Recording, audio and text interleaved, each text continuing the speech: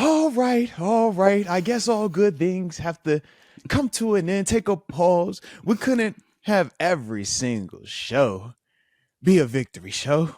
So, of course, here we are in true Thursday night football fashion. Ladies and gents, Arthur Moats, joined right now by the WRAL Channel 5 producer in Raleigh, North Carolina, Mark Bergin, recapping this here Thursday night debacle. 33-31 loss to the Cincinnati Bengals, knocking us down to 4-2 on the season. Mark, how we feeling? How we feeling? Arthur, you tried to warn me that Joe Flacco would win the dueling banjos routine in the Unk Bowl against Aaron Rodgers. Yet here we are, we sit on Friday morning. It wasn't on Aaron Rodgers, and the offenses were prolific in this game. Mm-hmm. Arthur, we got to start with the defense, man. They couldn't stop Jamar Chase. Jamar Chase and then the play T. Higgins made was so unselfish. And it helped the Bengals win the game to run more clock, not to give Aaron Rodgers a realistic chance. The thing that was crazy is that final drive, Arthur, I was still confident. I'm like, until the Steelers are done, Rodgers is going to give them a chance, and he chucked it long. They had an opportunity. But the Crazy defense... of the Hellberry. Crazy of the Hellberry. What I don't understand, Arthur, is that Jamar Chase had the most targets of any NFL player this season. And they kept going to him, and it kept working. Where are the adjustments? You could say the cornerbacks got cooked. I know we saw Jalen Ramsey lined up against Chase. I know we saw Darius Slay at times lined up against Chase. Like, why was that not say, all right, Chase is not going to beat us now, someone else will. And it was still successful. And it's like, and that's not all incumbent on the corners either, Arthur, because they flashed the graphic during the game that TJ Watt had one pressure at one point in the fourth quarter. Now he combined with the sack for Cam Hayward to get the Steelers defense off the fielding, to give the Steelers an opportunity. Rodgers goes down and hits Pat Freiermuth. But man, it's like this just in. Jamar Chase has another target, I'm pretty sure, this morning because the Bengals were force-feeding him the rock and the Steelers couldn't stop it. Yeah, so this is the beautiful part about football. When we are passionate about it and we're like, yo, why aren't we making adjustments? And you name the adjustments, that's the part. When we're like, hey, man, we saw Jalen Ramsey go against them. Why? Because Jalen Ramsey, long, athletic, physical, but he can specialize in that. Okay, that wasn't working. All right, give him some Darius Slay. Veteran savvy, right? Plays more off coverage, top down on him. Still wasn't having the success. So then you put JPJ on him, right? JPJ more physical with him, right? Disrupts him at the line of scrimmage, but because of the handsiness of it, it's 50-50 on the calls. The problem is this, though, and this is why Coach Tomlin said what he said when they traded for Joe Flacco, and this is also why you heard me say what I said when we talked about this last time. A slant route, there isn't a special call. That is old school one-on-one football. My guy is better than your guy. It's the same thing that we try to do at times defensively.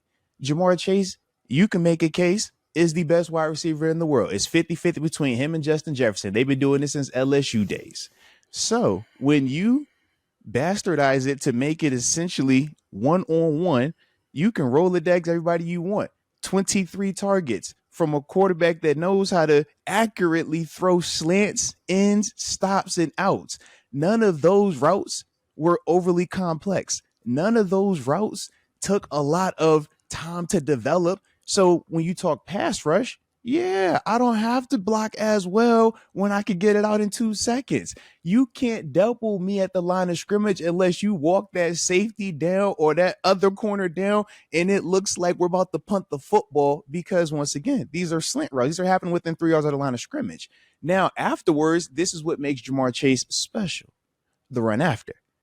But the alternate was this, right? So we focus on that. Did T. Higgins not also have what? Make sure I get this correct because I know he had about 9 catches, but I want to say he had 10 targets also. So you're force feeding 23 targets to Jamar Chase, who's on a heater, and then the flip of that is, okay, put more attention over here. I still got a T. Higgins that can hit you off. And then when both of those guys take the break, now you got the third dude. Was it I forgot how you pronounce his last name. Asavas. Asavas. Right? He Yeah. pops up with one. So when you're having it like that, that's the Joe Burrow. That's the what they want to do offensively, minus the deep shots. But the biggest issue was the running game. You can't allow Chase Brown Oh, to run for okay, 100 Arthur. yards. That was the Yeah. issue. And The receivers are going to win their matchups. Weren't they the Yeah. lowest in the NFL going into the game? I mean, they Yeah. were saying their starting running back Brown had less than 3 yards per carry going into the Thursday night game. Couldn't stop him last night. And so I Yeah. get it, Arthur. It goes back to what we were talking about the last time we talked earlier this week. You're probably playing a too high against Chase and Higgins. You have to. So you got 7 in the box. So when that happens, the other team's going to try to run the ball. They couldn't stop Brown either. They could not stop the running game. I mean, and if you think that we're over-exaggerating in saying that Chase Brown had 108 yards. He only had 11 carries, Arthur. That's nearly 10 yards per carry against this defense that's Jaylen Warren. So think about this. Jaylen Warren had more rushing yards, but he didn't average more yards per carry than my man Chase Brown. I mean, across the board, though, when you look at it offensively, we don't want to say it, but they outplayed us at every position. We're going to praise Aaron Rodgers, and rightfully so. But he still had 2 turnovers. Flacco did not. Yep. That's the difference when you talk about them having 14 extra plays in this game, almost 10 minutes more of possession time as well. You can't turn the ball over at this level. We say this every single week when we get out of stadiums with wins, and it's like, you'll come in here and we're like, hey, man, they had all these other stats that worked, but why did we get out? Well, because we won the turnover battle, and then we were able to score touchdowns in the red zone, right? This week, we did not do that. When you turn that ball over, and granted, that DJ Turner interception, insane, bro. Insane. Like, the fact that he caught that, was able to get a knee, I was like, wow. But it happened. Can't have 2 picks, man. 2 picks, it costs us. So the flip side is when you're turning it over and defensively, you're not playing up to the standard, right? Just is what it is. Now you get this perfect storm. But the beautiful part in it all is, as nasty as that game was, still legitimately could have got up out of there. But dudes ain't make them plays, man. You get a blown call, or not a blown call, but a mental error, which we all saw in terms of the communication. And it's still a basic coverage, but this is the level that, hey, if you're not precise, a guy like who we said earlier, Joe Flacco is a veteran quarterback. Veterans can see mistakes. A Jake Browning might miss that. Jake Browning might have thrown a pick on that. But a veteran quarterback understands concepts. Let's cover 3. I should go to the backside. Oh, where's the dropper at? Oh, he ain't here. Boom. That's what happens when you play against these guys, especially when you allow them to have time. And unfortunately, Flacco had time. Yeah. Well, Rodgers did too. Yeah. Rodgers did too. Good, but rightfully so. They didn't have Trey Hendrickson. That was anticipated. And if you would have told me guys. if you would have told me Trey Hendrickson's not going to play and Rodgers is going to throw for 4 touchdowns, I'd be like, wow, double digits. How much did the Steelers win by? And we're going to have 100 yards rushing. Shout out to Jaylen Warren. I honestly felt that there were times with the amount of time Rodgers had that he looked bored back in the pocket. I'm not saying he was, and that led to the turnovers, but there was just such a lack of pass rush, and he was running around. It's the most we've seen him scramble around because he wasn't afraid to get hit. The only way that Cincinnati could really get after him is by blitzing. You tried to warn me, Arthur, and it was just like, but to me, it's like we could talk all we want to about Rodgers and welcome back to the show, Pat Fryer. He looked good though, man. Shout out the move, right? But we've been asking for that. We got to stay on the defense though, Arthur, because that to me was the most concerning thing.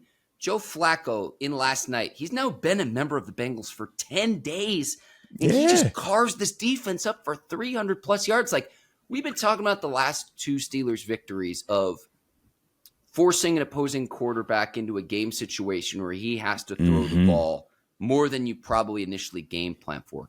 If you would have told me going into last night that Joe Flacco was going to throw the ball 47 times, I'd have been like, well, they're probably facing a deficit against Pittsburgh. That's probably the reason why, because I'm not saying – for me, it's his lack of continuity in Cincinnati specifically not his, ability to stay as long as he's been in the league for. But once again, though, that's the perfect storm when you're talking about the Bengals offense right now. It's not predicated on a overly robust or complex scheme. It's literally backyard football when you're one-on-one. And if I got enough protection, I can make this thing work. And even with that, the turnovers matter because once again, that's just adding possessions and taking away possessions, which takes away points. And that's the difference in this. Yeah. Those 2 extra possessions, let's count up the numbers, right? That's 14 points essentially. That changes the flow, that changes the feel. But that's why everything matters. When we look at a dropped interception or we look at a dropped opportunity on defense to get off the field, it's like, yo, this all works hand to hand because now you're allowing them more opportunities to snap this ball.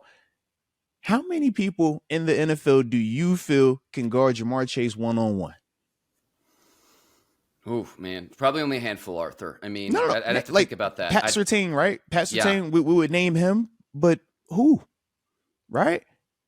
So Think about the best corners in the league, but Arthur, this is what I wanted to ask you. So if there aren't players to be able to guard Chase schematically, like what are some of the things that you would have done? Because 23 targets, when it was 18, hang on. Let me just finish my point. I want to ask you the question because I want your expertise here as someone who played defense. When it got to the point where I think he had 18 targets I think it was in the second half. It was the third or fourth quarter. He had 11 targets in the first half. Let's go. So what would you have done to say, okay, they're clearly trying to force feed Chase. It's working. What would you have done with the players that the Steelers have to say, okay, something else has to try to beat us? Because what does he finish with? 23 targets, 16 receptions, 161 yards. They were still successful. Right? Yes. Yeah. And they were still successful. That's still a pretty good reception to target ratio. What would you have done to try to stop that specifically with Chase? Because I'm in agreement with you. There aren't many players that can guard Jamar Chase. So once again, he's going to get his. And if that's what he got for the day, you can still live with that. That doesn't beat you. As I told you, Chase Brown having 100 plus yards rushing. That's what kills you every single time. 100, man, receivers have that. That's not going to kill you. That doesn't lose you a game, man. What lose you that game? 100 plus yards on the ground. That is going to kill you. And why does that kill you? Because now you can't keep that top up. So when we talk about keeping the too high shell, that prevents the T. Higgins element. That prevents a one-on-one late in the game scenario where we're just like, yo, why did we get that coverage? That's that.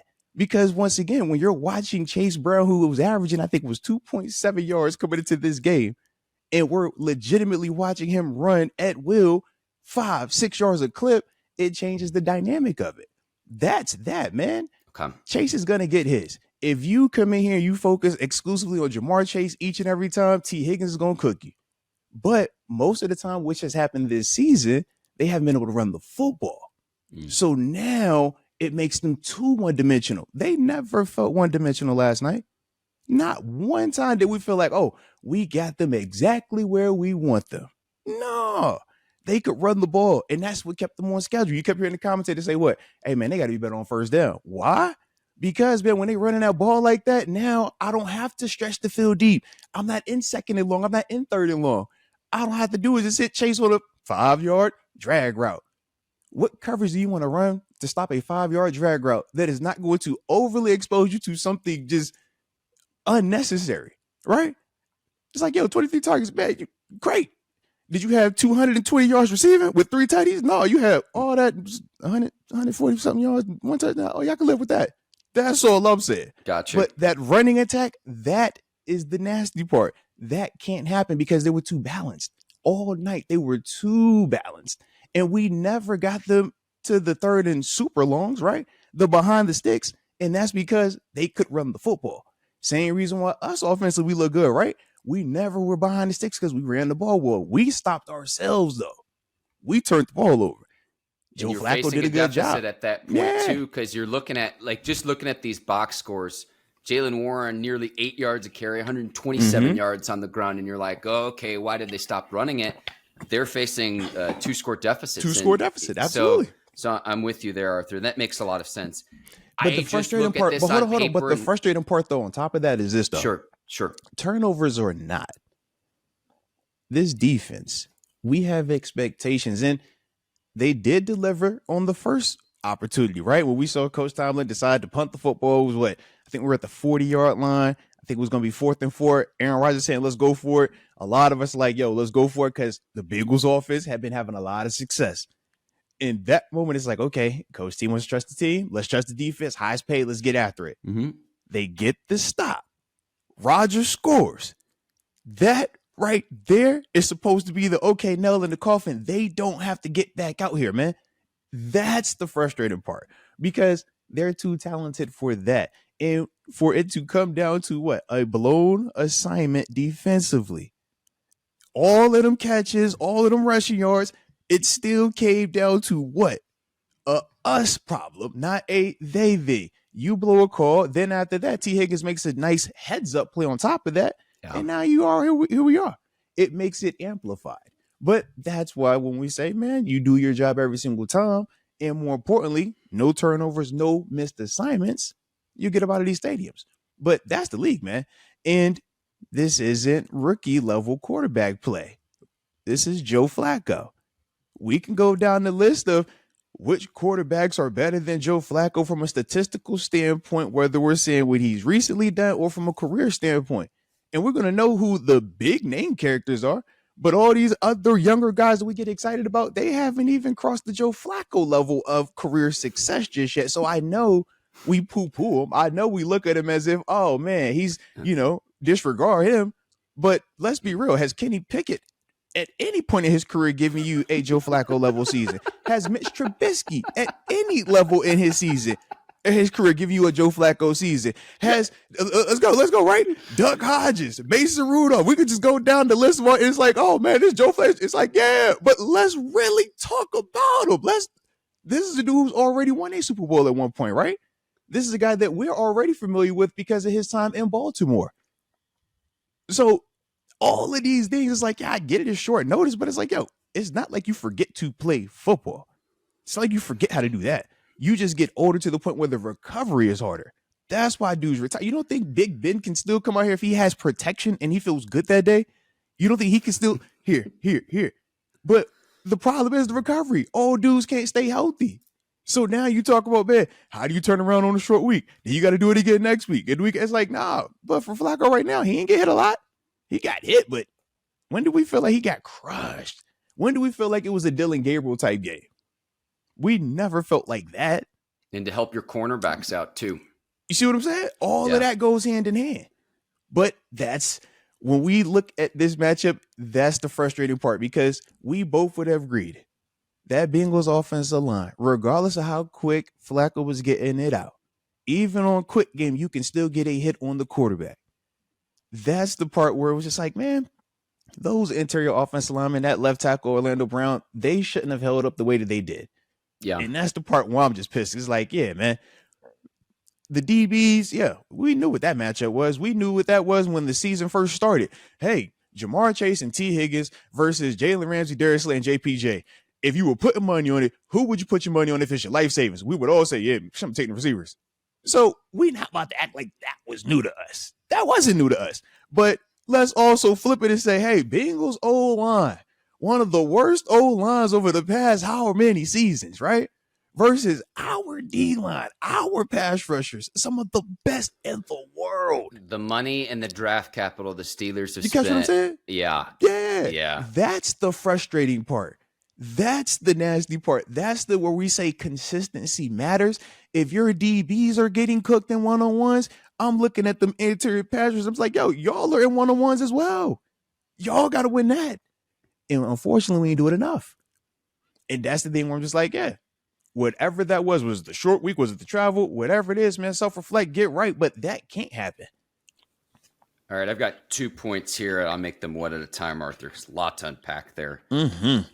You know, I hosted a show with Ike Taylor for 6 years before you and I teamed up.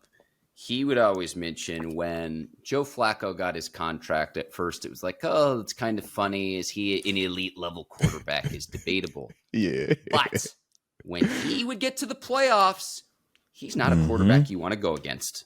Mm-mm. It's almost like Eli Manning in a sense, where it's like regular season, and it's just like, okay, why do they Up get and down, up more and down. due than maybe Mm-hmm. they deserve? In the playoffs, in a big time game, you don't want to Yep. go up against Joe Flacco. So that's number one.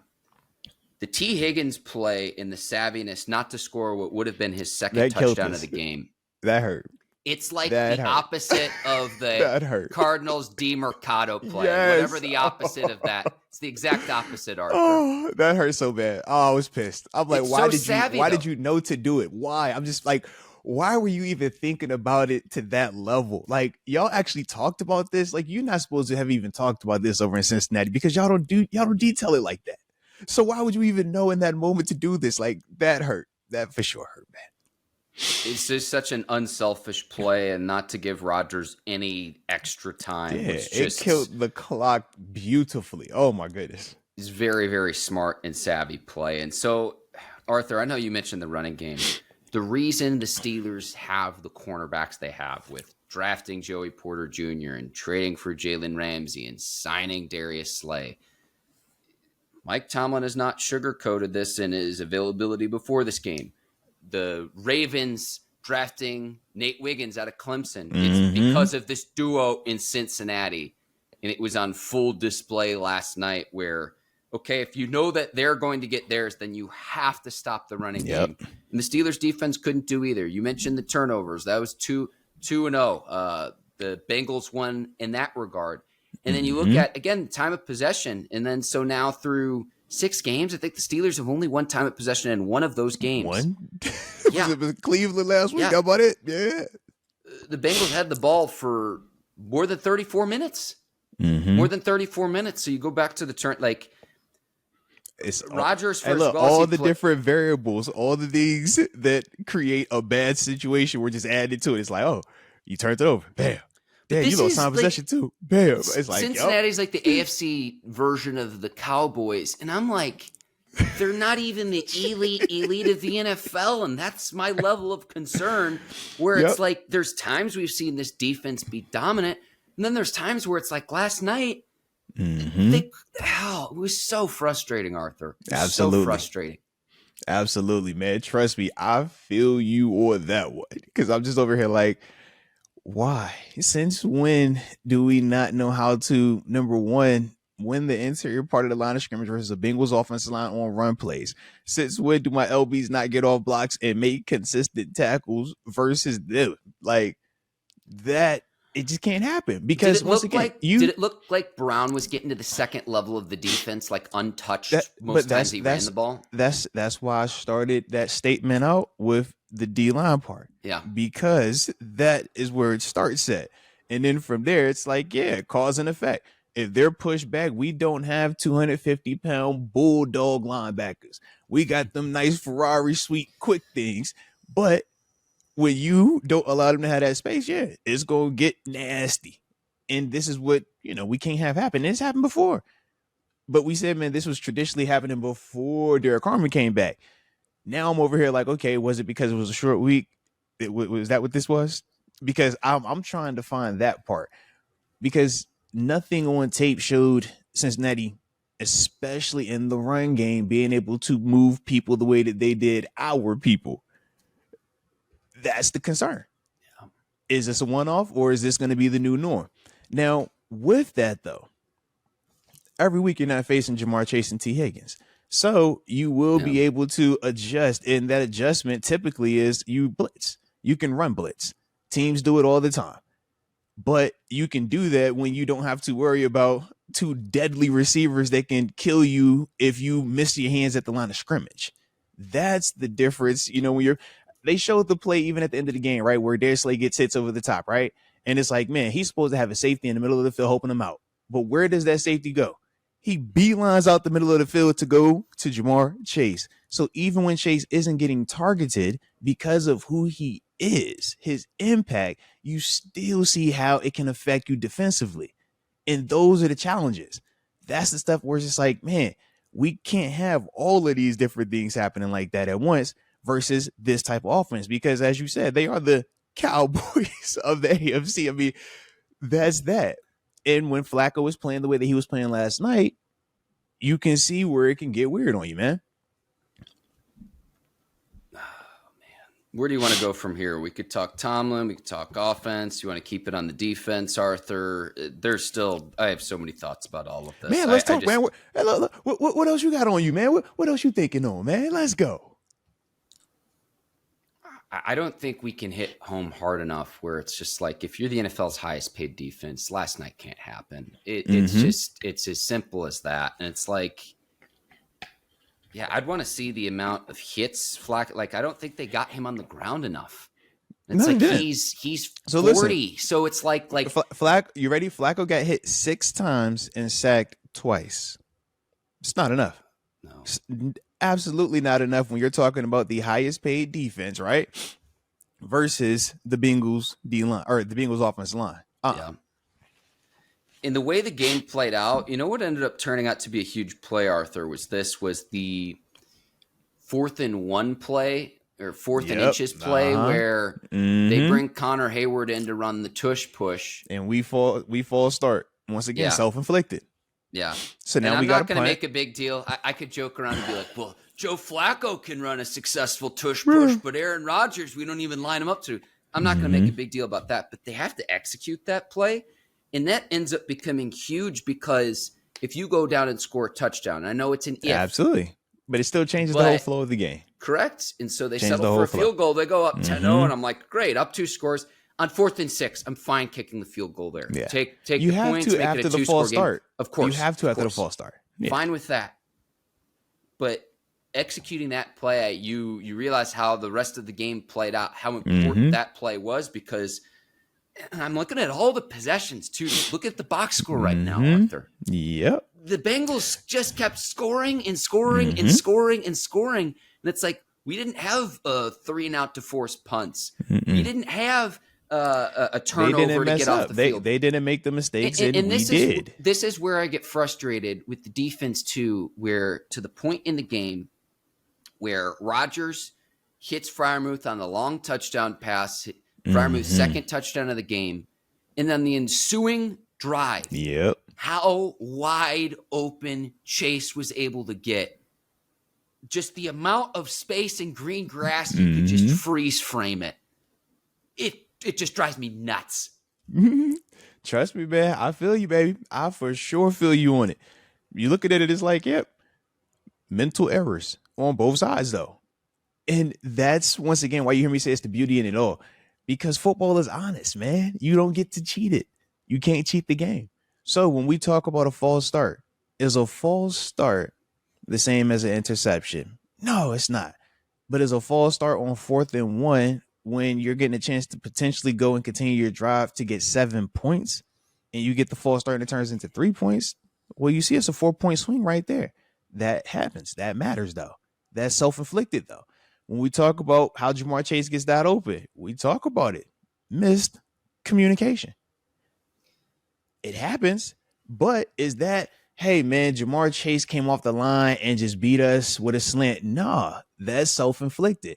So when we're looking at it, you still feel confident that all the answers are still internal, and that's what you want. When we're looking and we're like, hey, we don't have an answer to any other receiver that we're going to guard, because every receiver is going to do what Jamar Chase did and have a quarterback that is also going to be able to accurately place the football over there. Man, that's not the feeling that you want to have. We don't have that feeling right now. Right now, our feelings are, man, are we going to be more consistent defensively? Because we got tape where we can point to them versus teams where we see them be dominant, where we see them smash through, where we see them create turnovers, where we see them create that hostile environment, rushing the passer, right? But then we also see moments where it doesn't happen. We need consistency. When we look on offense, it's like, yo, y'all have been playing fine minus turnovers. So don't start that. Because every week we come in here and say, yo, they protect the football. If you protect the football, you nice. Rodgers don't turn the ball over. He typically doesn't. So it's like, yo, don't start that. The only other time where we felt like this was which game? Seattle. And what did we do in Seattle's game? We turned the ball over. We had the self-inflicted wounds, right? We have the gap being out of alignment and Kenneth Walker scoring on a 18, 19-yard fourth down run, third down run. Remember? Self-inflicted. And we came in and we said the same thing. It was like, look, protect the ball, right? You can't turn it over. Whether it was Caleb Johnson, whether it was on offense, like, yo, we can't have those. And defensively, you just got to do your job. Yeah. We didn't ask you to be world beaters, but you have to simply do your job. And if you do that, we're still getting out that stadium. That's the beauty and where they currently are right now. As bad as last night was, they still know that every answer is right there in the mirror. All right, Arthur, before we go to offense, or if we want to talk Tomlin, Ja'Marr Chase had 23 targets last night. Before last night's game, NFL league-wide, the most amount of targets for a single player was 16. Drake London, Chase did it in September. AB got to be close to one of them days, 16. right? So 16 was the most amount of targets for a single player in a game this year. He had 23 last night. I understand what you're saying about trying to stop the Bengals running game. The Steelers needed to make an adjustment to say Chase is not going to beat us. What would you have done? If you've got to bracket him. No. Because they did. But I'm saying in terms of the routes, they're not running. It wasn't a ton of verticals. It was slants, ins, and outs. Everything 10 yards and in. Well, let me ask you this. Arthur. You're the former player. You're going to know the X's and O's heck of a lot better than I will. They were saying on the broadcast, talking about the pre-snap alignment of the corners, in saying that they were lined up outside shade of the receivers. At times, yeah. You switch up your alignments just based on whatever the coverage is. So if it's cover one, which is man, your help is inside. So you're outside shade slightly. But once again, this is Ja'Marr Chase, who not only can win quickly, but you have Flacco putting it in a tight window. So you could freeze frame some of his catches and see where his inside defender is there to help, whether it was a safety or if it was PQ, the linebacker. And you can see where outside the corner is in tight man. And that is your bracket. That's your double team. That's your low hole defender. But when you have a Ja'Marr Chase who can create a nice level of separation, even in that type of window, while also being able to make very nice combat catches, and you have the quarterback who, once again, when we say what can Joe Flacco still do, that type of short to enemy, he can do those throws. He can make that. I think you got to make an adjustment, though. Look. But once again, this is why I'm asking. When you make the adjustment that I think you're trying to get is walk two defenders up, a la Calvin Johnson style, right? That's what you want. That's literally what you're implying. Or a variation of that. So when you do that, we're essentially saying we're going to play 10 on 11, right? Or not even 10 on 11. We're going to play 9 on 10, right? Because we're going to take two of our guys and just say, hey, you're standing over there the whole time, right? And then we looked at T. Higgins and we said T. Higgins still had what? What did he have? What did T. Higgins have, right? Yards, okay, so and that's what us playing regular defense, right? But we talked about the running game, right? So we're going to take another defender out the running game. You catch what I'm saying? So it's like we can do these things if we felt like Ja'Marr Chase was the reason why we lost. I didn't leave out of that feeling like that was the reason why we lost, though, man. But to me, everything starts with their offense, starts with him, though, and establishing him. And so, again, I look at 23 targets versus 16 was the next most. It's almost like Arthur, back in the day when the Lakers could just dump it down to Shaq, and it's like if you guard him one-on-one, he's going to cook you. Mm-hmm. And after a certain point, you got to bring the double team, or you've got to it's got to be a combination of things. I don't think there's just a silver bullet solution. But what would happen? And what would happen? Then Kobe would get you, right? Yeah. We said T. Higgins did what? What did we start off talking about? Who made the most heads up? Oh man, selfless play. Who was that? That wasn't Chase, right? But that was something. This is something we'll monitor though too. Of like, is another player even going to get 20 targets in a game this year? He had 23, and again, the next most was 16. So it's. I would also say, last night you got to think the situation is. The Bengals offense with Joe Flacco in 10 days going to have a highly robust scheme where we spread the football around. Yeah. No, you want to have it simple, one-on-one football. Are you going to win your matchup? If you win your matchup, I'll throw it to you every single time.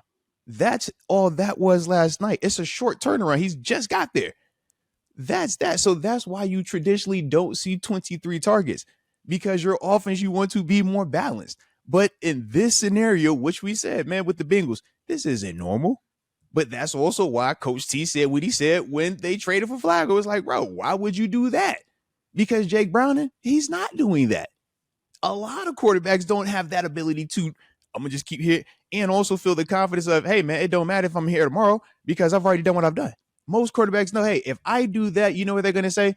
You're not a good player. You just threw it to your best receiver the whole time. You're not good. You can't play. That's why you don't see that. Flacco is what? He's like, bro, I've already proved what I need to prove. I just got here. I have nothing to lose. I will throw it to him 50 times if you allow it. That's what that was. So I get the urgency behind it, because it's like, man, we're watching him just keep getting target. But it's like, yo, that's because they don't have any other option. Nothing else that they could do until T. Higgins. And shout out to T. Higgins. He made the plays he was supposed to make, because otherwise, if you take that away, now it's like, okay, once again, Chase could have done all of that. And if Higgins don't have that catch at the end, what are we talking about here, right? We're still going to say, hey, man, shout out to them 23 catches. Shout out to all that, but we still won the game. And why do we win the game? Well, because we ain't had no blown assignments. And, hey, he could get his, but Higgins ain't get his. And we were able to minimize that run game. So, hey, shout out to them 30 targets they gave it to him. Great. He scored twice. That's only 14 points. We still walking up out of here with a 2-score victory. But unfortunately, what happened? They could run the ball 100 yards, right? They had another receiver that gave you almost 100 yards receiving, right? That can't happen. That's where it's too much stress on you. And then you throw the turnovers on offense, and I was like, dang, we can't even do the whole old school shootout, because we would have won in the shootout if you don't turn the ball over. Those 2 more scores for us. Yeah. Whether we're talking 2 more field goals or 2 more touchdowns, or any type of combination of the both. The turnovers is a great point. Yeah. It's so funny, Arthur, because you see the game through the position that you played. So, like, the linebacker and Arthur Moats is coming out here, and I see it from a defensive back standpoint, where it's just like, man, you're going to let 2 dudes essentially have, again, Higgins didn't quite have an 100-piece, but 2 dudes having a 100-piece on you. And I say that relative, again, to drafting Joey Porter Jr. Are they 2 dudes, though? Hold on. Are they 2 dudes, though? Jamar Chase. Is Jamar Chase a dude? Is Jamar Chase a dude? That's all I'm saying.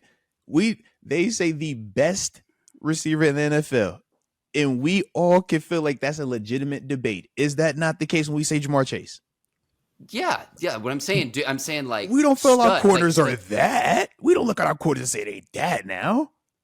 Our corners, we look at them and say they on par with the T. Higgins. We don't look at them and say we got the Jamar Chases of the world at corner. We don't. What they're paying Ramsey. Oh. Yeah. But okay, what are they paying Sauce Gardner? Sauce Gardner is getting paid to be the Jamar Chase of a defense. That's that level, buddy, man. We ain't paying Ramsey that. We paying Ramsey nice money, and that's why I said the T. Higgins part. That goes back to your point about up front of, okay, where your money's going. Now you hear why I emphasize it. But that's again, why I emphasize it. My whole point was, is you see the game through the lens in which you played it. Man, that's got to be, if we get Unk Bowl round 2 or the Icy Hot Bowl round 2, we need Arthur. It. I hope we get it. Oh, I want it back. Run it back. Oh, I got to get my lick back. Oh, Mark, we can't let this. We got to get our lick back, bro. I need that again. I want that again. Oh, when they on the schedule? Next? Because let me pull it up. I got you, Arthur. Oh my God, I needed it. Mark, I'm hot. I'm hot about it, Mark. Okay, I'm trying to laugh through it. I'm pissed though internally because if it was something where we're just like, yo, they're just better than us, I can accept that so much better. But when I look at it and I'm just like, yo, it's still us. Self-inflicted nonsense. Stuff that we already know how to do. Stuff that we've already put on tape multiple times and known, hey, don't do this, and this is the recipe for success. And we still do it. And we do it in the most critical moments. That's the frustrating part. It's so November the frustrating. 16th, So Arthur. frustrating. It'll be It week can't come 11. fast November enough. Oh my 16th. God. It can't get here fast enough. Man. Arthur, Oh don't God, wish I'm your life hot. away, my friend. Hot. I know. I'm sorry. I'm just mad because now they get to feel confident this weekend. They get to have the good weekend of, hey man, you see what we did? Maybe we're not trash. Maybe we actually are good. Maybe we can protect it. I'm like, no, y'all suck, and y'all know y'all suck, man. Oh my God. See, that's my deeper level of concern. I'm sorry, that's guys. my deeper level of concern because it's against a Bengals team. Yeah. What happens when you have stiffer competition? And again, Trey Hendrickson didn't even play either. So we were one of the big this keys. Is the funny part, though. But Mark, Yeah. this is the funny part, right? We say stiffer competition. Once again, from a wide receiver standpoint, Sure. Who on the schedule is going to be better than those two? There's not. Right? There isn't a. So it's like you went against why we did what we did from a draft and free agency standpoint, right? In terms of getting pass rushers and getting a Jalen Ramsey, bringing a Darius Slayer here. We did all of that for this matchup. So we saw even with that, it's like, yeah, bro, they still the best. All right. They still got us in that matchup right there. But we can still see where we can still effectively win these games, even if we lose that matchup. But the flip side is now the Bengals O-line are saying, hey, maybe we figured out how to combat that pass rush. Maybe if we're just short, really quick, intermediate passing attack, maybe that's the answer. Maybe we're just good enough to hold up there. And, hey, man, defensively, what did my man say at halftime? Zach Taylor said, hey, man, how you feel about the defense? Just keep making turnovers. All right, just keep getting turnovers. I don't care about anything else. If you get a turnover, it's a good D. That's literally our approach during the Killer Bee era. Us defensive in the Killer Bee area is like, yo, we know, man, we don't have all the money on our side. We don't have all the high-level draft picks on our side. It's like, yo, we're going to allow some yardage, but when it's time to make a stop, we got to get a turnover. Find a way to get a turnover, man. Opportunistic. That's what they were last night, man. That's the Bengals. You saw it. One thing One that the crazy pick in the first half, one crazy pick in the second half, and this is like, here we are. One thing that the broadcast was missing last night, Arthur, I would have loved to have a live cam on Browns general manager Andrew Berry throughout all of this. It would have been incredible. I'm telling you, you look at their quarterback play in Cleveland right now, and then you look at it over here. But this is also the difference. Coaching? They tried to do similar things with Jerry Jeudy in Cleveland. Last year, he had more success catching the football, winning his one-on-ones, and that was why Flacco was even able to get re-signed out there. Mm-hmm. Jerry Jeudy this year hasn't been playing like that, and as a reflection, their running game wasn't as good, and Flacco didn't look as good. In Cleveland, we talk about Jamar Chase and T. Higgins. That's a big difference than Jerry Jeudy and was it Cedric Tillman and all them over there? It's like, nah, bro, those guys aren't these guys. The ghost of Amari Cooper. You know what I mean? Yeah, I'm like, oh, we're talking about two totally different sets of pieces here, man. The ghost of Odell Beckham Jr. and Jarvis Landry. That's what I'm saying. Like, no, Flacco can hit you on a slant, on a drag, on a in, on a out, way better than a Jake Browning can. Even the simple sense of making it catchable, right? You're catching it, but making it catchable where it's receiver friendly, where he's catching it on the run to turn up. Those little details, man. That's the difference in it. So you're just like, yo, Barry, why, man? I can't wait for when Aaron Rodgers rides off into the sunset of retirement. Joe Flacco, one more time. Old guys rule, completes the AFC North loop and signs with the Pittsburgh Steelers. Can't wait, Arthur. It's going to happen. It's going to happen. I'm convinced it's going to happen. And as long as we block it up and we got a guy that can win one-on-ones right at the line of scrimmage and you can spam him the ball, Flacco can do just that right there, man. He wasn't looking anywhere else. He said, look, where's my one-on-one? Oh, that's my matchup. If you can win your one-on-one, Jamar Chase, it's the reason why you getting paid what you getting paid as well, right? People looked and said, you're going to pay a wide receiver how much money? Right? How much you going to pay this dude? And we say, man, it's only two dudes in this world that do it like that. Him and Justin Jefferson, where he's just like, yeah, bro, you could. The best defense for them is keep your offense on the field so that way you're not guarding these guys, because who is guarding that guy, right? Unless you're going to account three guys for him, a la AB style, Antonio Brown, and what would we do in the Killer Bee era? That's when Martavis can hit you off. That's when Le'Veon Bell can hit you off, right? Jesse James can hit you off, right? Juju can hit you off. Because it puts too much stress on your defense, man. Way too much stress. So Steelers know that because we lived it from the other side. So you know what that does. It is like, once again, pick your poison. But when you're picking your poison, you can't also shoot yourself in the foot. And we did that. We named there was at least 4 of them that were blatant. False start on a 4th and 1, 2 interceptions, a balloon coverage on was it 3rd and whatever down that was on that final drive. It's like those are 4 right off the top of our head that we clearly could identify and say, yeah, first half that, second half that. Can't have that happen, man. Not when you're deciding, hey, let him get his and nobody else can do that. That's when you're playing against Shaq, you playing against Braun, you playing against Joyce. Like, hey, man, AI, let him get his. We're going to take everybody else away, though. You know this.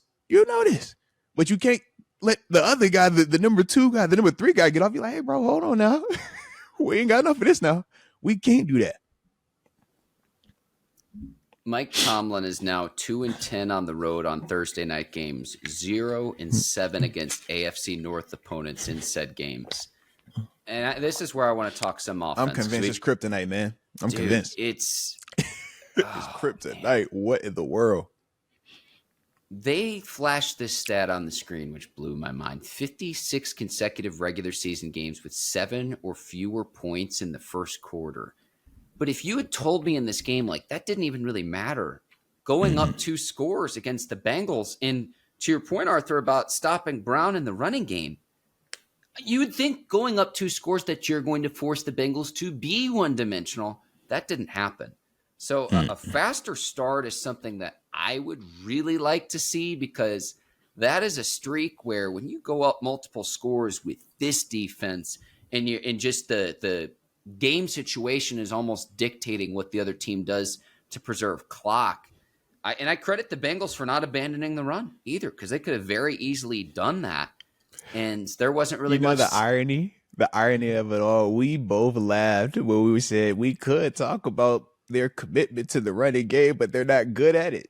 So it's like, it don't really matter. And then, of course, it's like, now you want to actually be good at it versus us. It's like, come on, man. What are we doing? What are we doing? I like seeing Freiermuth get going finally. It's like, where's he been? And Tomlin says we're going to need him at some point. And I was going crazy on that long touchdown that they had. And then Washington nuts, and Jonnu Smith getting into the paint. It was nuts. Like I said, man, offensively, it's 3 plays. 3 plays that stick out the most, man. Other than that, it's like, they look good. They were firing. That running game was hitting. Jaylen Warren looked awesome, right? Talked about DK. It's like, we look good. Heck, even the failed Hail Mary. I'm like, it was beautiful. Dude, I believed it. It looked beautiful.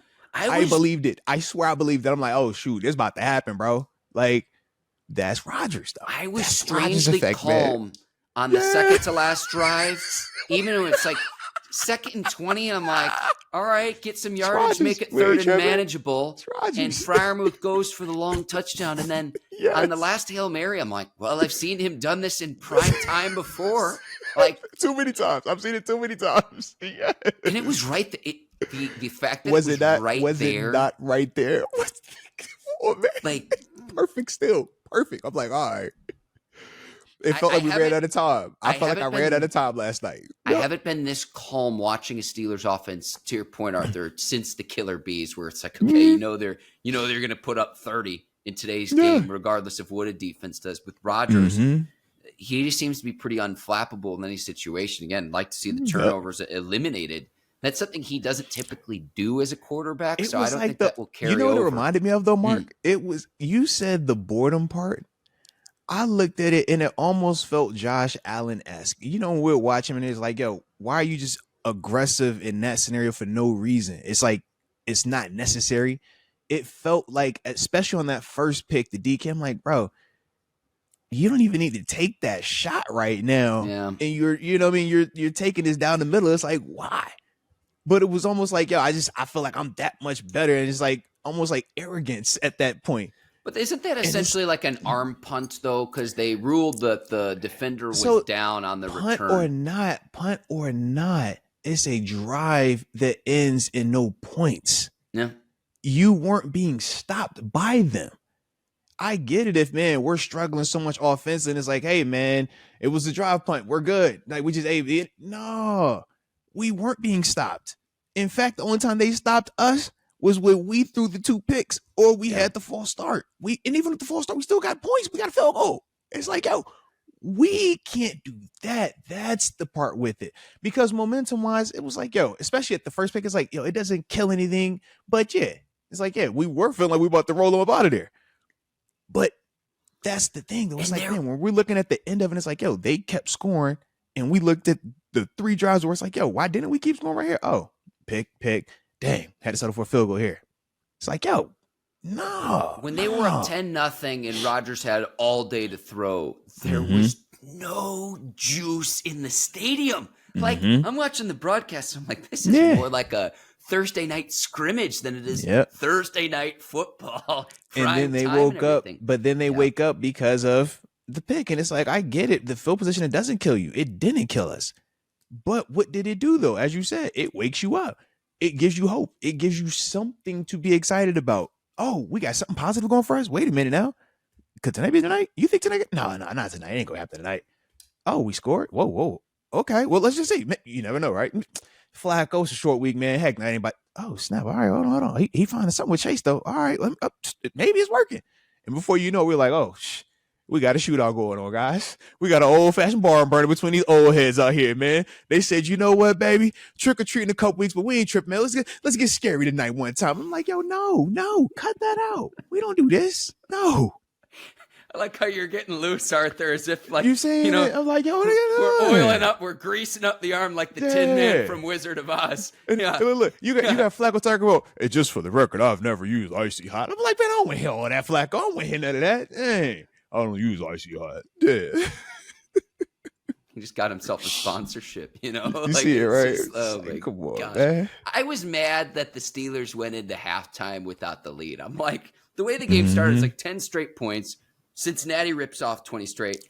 You go into half down 17-10. I'm like, what happened? It was the turnovers. Turnovers. Yep. So that's the frustrating part. And the other sucky part is because it's a division opponent, they got a division win now. Oh, yeah. That adds to it. Yeah. With the division lead. I did want to ask you about this too, Arthur. I got this in my notes. This was like unintentionally the funniest part of the game. Aaron Rodgers connects with Freiermuth for a long touchdown, and Broderick Jones tackling Rodgers before they get to the sidelines. Rodgers was so high. Just like, yo. Like, Broderick, bro, you too big, girl. You excited. And it felt like watching just a big kid not know how strong he is, not know how big he is. I'm like, bro.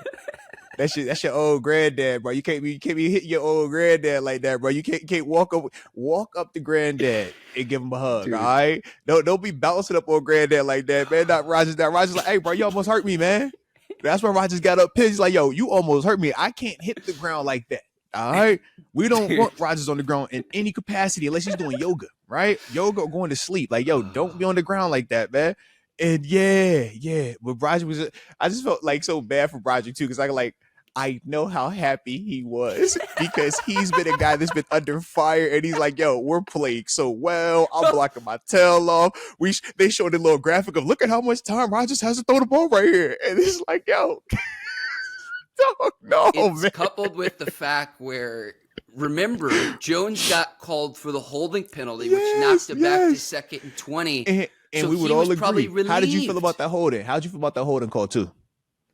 About the call itself? I thought they got to make that call. I didn't like the call. Okay. I thought the dude slipped, man. I ain't like the call. I thought they bailed him out, man.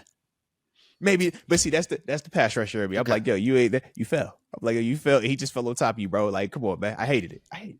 But that part though, where Jones, Rodgers just, and you could just read his lips. Get the F off of me. Oh my gosh, Arthur! Broderick, come on, hilarious. Baby. Come on, Broderick. Yep. Hilarious. But yo, I that wish one for they sure could was ask funny, man. when there are clearer minds and we're not licking our wounds from what was just an awful loss. Yeah. I would love to ask Rodgers about that. Just be like, what was going on in that scenario when he can think about it a little bit more rationally versus thinking about the loss. When you first hitting the ground and then you realize why you hit the ground. Because it's two parts of it. You don't know why you're hitting the ground. First, like, I'm hitting the ground. Like, oh, snap. I thought we just scored. And then when you turn around, you're like, well, who the heck just hit me? And you like, Broderick, is that you? Get off me, man. You think like, yo, maybe it was the ref, maybe it was a fan, maybe it was a Bengals player, maybe we got beef, maybe it was what's going on here, maybe it was one of the players you upset. You upset. Is you? Like, bro, what are you doing, man? So yeah, I'm with you on that one, man. Heck yeah. You know I'm a petty man, Arthur. That was funny. Probably my Absolutely. favorite part of the game last night. Absolutely. But you mentioned the division. Yeah, it puts you back, and you had a huge lead going into this, and you could have built on that. We've got Sunday Night Football against the Packers next up, Arthur. So it's just it's a bad loss. There's no way to put that any other way. It's just a bad loss for the Steelers on Thursday night. Absolutely. And we always say the only way to overcome a bad loss is to get us a good win. So next Sunday, you know what time it is, man. You know we got to have that one, man. No ifs, ands, or buts about it. Nobody cares what they are capable of and how good or not. It's like, you just got to win. Find your way, man. But absolutely, we got to win that next one, man. Arthur, before we get to the coming weeks, if I need to carry the team, I can wake you up in terms of your hibernation for that November game against Steelers-Bengals. If you just want to fast forward. I'm just telling you, man. I'm just telling you, I'm like, yo, I need that again. Okay? Don't make me wait. Oh, don't make me wait, because I want that one bad. I got to get it back. I do hope we get another I got to get that one back. I do hope I want, like, all the variables to be the same. I don't want anything changed. In fact, add Trey Hendrickson into the equation because I need all of it. No Burrow. I want it to be. No, that's Flacco, what I'm saying. I want Flacco. Again. Yes, I want Flacco. Absolutely. I want that one though. Oh, for sure, man. For sure.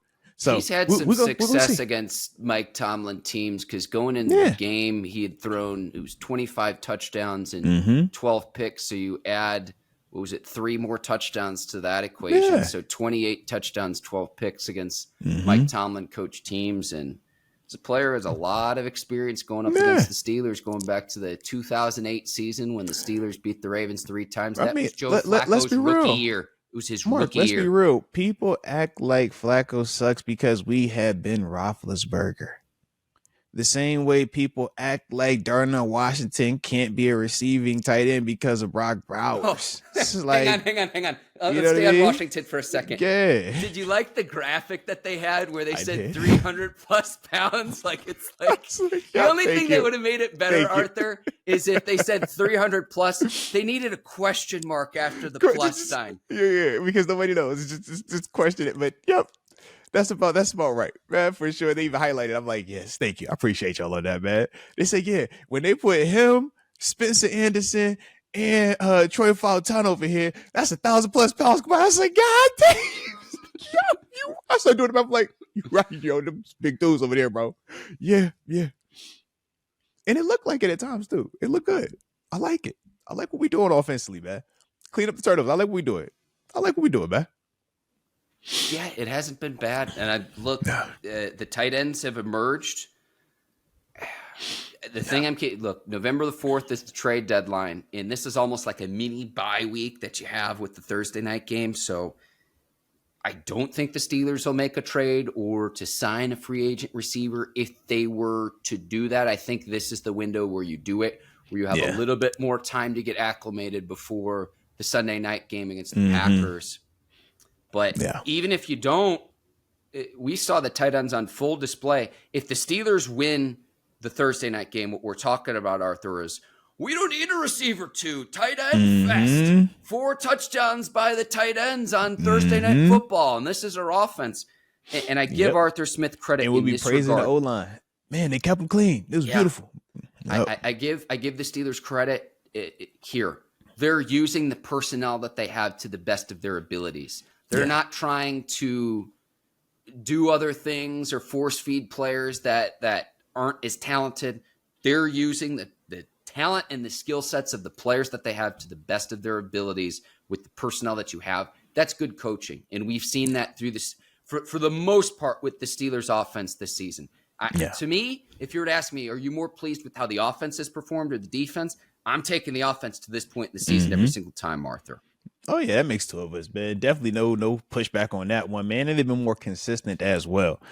But that's the good part also, man, to be sitting at 4-2 with that being the narrative right now when we know, as we and you have both emphasized, highest paid defense.